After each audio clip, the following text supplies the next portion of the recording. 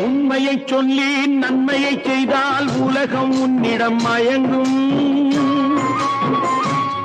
நிலை உயரும் போது பணிவு கொண்டால் உயிர்கள் உன்னை வணங்கும். உண்மையை சொல்லி நன்மையை செய்தால் உலகம் உன்னிடம் மயங்கும். நிலை உயரும் போது பணிவு கொண்டால் உயிர்கள் உன்னை வணங்கும். உண்மை என்பது அன்பாகும், பெரும் பணிவு என்பதும் பண்பாகும்.